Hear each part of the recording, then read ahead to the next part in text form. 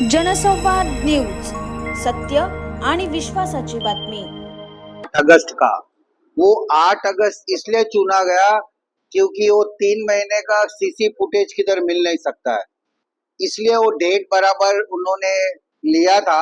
लेकिन वो कहीं ना कहीं झूठ बताने में नाकाम रहे क्योंकि झूठ झूठ होता है। 8 अगस्त को उल्लासनगर में जो 75 इयर्स का जो दिवस मनाया जा रहा था, उस कार्यक्रम में मैं काफी भागम दौड़ी में था और मेरे पास 8 अगस्त का पूरा जीपीएस रिपोर्ट है कि मैं उल्लासनगर में कहाँ कहाँ गया, किसके साथ मीटिंग किया, कितना देर मैंने कहाँ पे रुका। वो 8 अगस्त का पूरा मेरे पास जीपीएस रिपोर्ट है। वो हम सारा रिपोर्ट ऑलरेडी कोर्ट में दे चुके हैं कि हम 8 अगस्त को उल्लासनगर छोड़ के, तो ये सारा आरोप निराधार है। मैं सिर्फ विरोधियों को इतना बताना चाहता हूँ कि किसी को हराने के लिए कोशिश करने के बजाय अगर उसके ऊपर षड्यंत्र रचा जाए तो मैं समझता हूँ कि ये अभी से वो चुनाव हार चुके हैं। मैं उल्लासनगर में जो मेरे काम है, उल्लासनगर में जो मेरी लोकप्रियता बढ़ी है, उससे घबराए हुए विरोधी है और कहीं न कहीं ये मुझे षड्यंत्र में फंसा के मुझे चुनाव से दूर करना चाहते हैं। वही पुलिस स्टेशन में, सेम पुलिस स्टेशन में गुना दाखिल होता है। नाना बागुल के ऊपर भी सेम पुलिस स्टेशन में होता है, युवराज भदाने के ऊपर सेम पुलिस स्टेशन में होता है, हमारे ऊपर भी सेम पुलिस स्टेशन में होता है। तो उल्लासनगर का ऐसा क्या राजनीतिक कनेक्शन है उस पुलिस स्टेशन से कि कोई भी झूठा गुना दाखिल करने के लिए एपीएमसी का पुलिस स्टेशन यूज होता है। ये भी एक चर्चा का विषय है और इसके ऊपर भी हम मांग करेंगे कि इसके ऊपर भी सीबीआई जांच होनी चाहिए।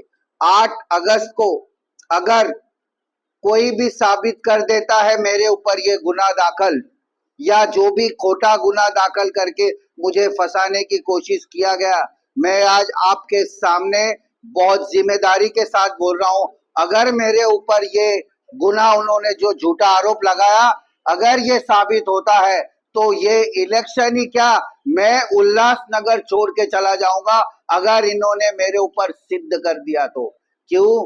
क्योंकि सत्य परेशान हो सकता है, पराजित कभी नहीं हो सकता है। मैं सत्य के साथ हूं। मैं बहुत ही जिम्मेदारी के साथ काम कर रहा हूं उल्लासनगर में। जो हमारा सोशल एक्टिविस्ट है वो बहुत जिम्मेदारी के साथ होता है, उसमें कोई भी किंतु परंतु या झूठा, तो ये लोगों को कोई पॉइंट नहीं मिला। मेरे काम पे उंगली उठाने की कोई उनको पॉइंट नहीं मिला, इसलिए ये लोगों ने ये झूठा आरोप मुझ पे लगाकर मुझे जेल भेजने की बहुत बड़ी साजिश थी।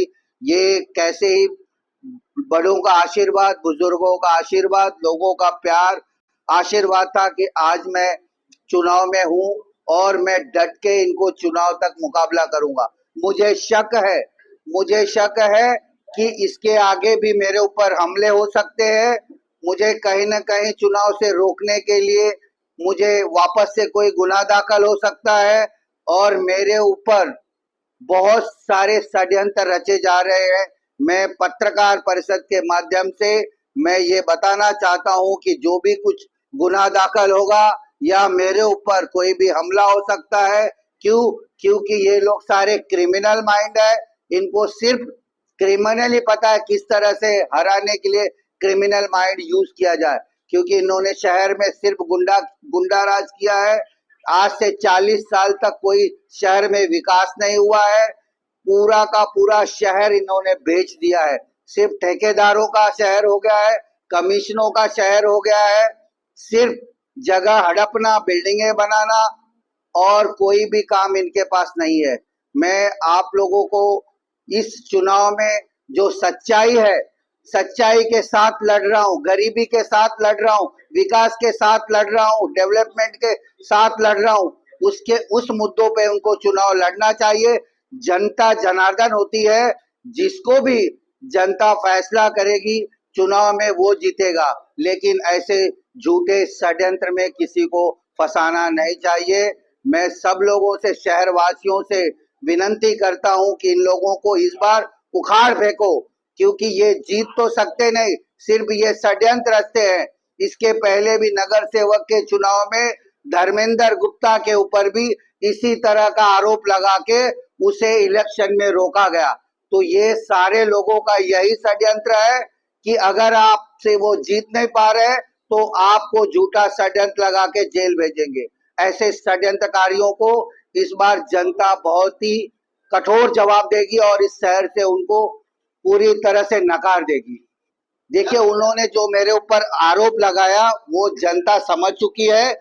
उन्होंने मुझे आरोप इसलिए लगाया क्योंकि मुझे चुनाव से दूर रखा जाए, लेकिन वो नाकाम रहे। इसलिए जनता का सहानुभूति मेरे साथ है। इस वजह से जनता मेरे साथ खड़ी है क्योंकि उन्होंने झूठा आरोप लगाया है। जनसंवाद न्यूज, सत्य आणि विश्वासाची बातमी। आजच सबस्क्राईब करून बेल आयकॉनला क्लिक करा आणि पहा ताज्या घडामोडींचा अचूक अंदाज आपल्या मोबाईलवर।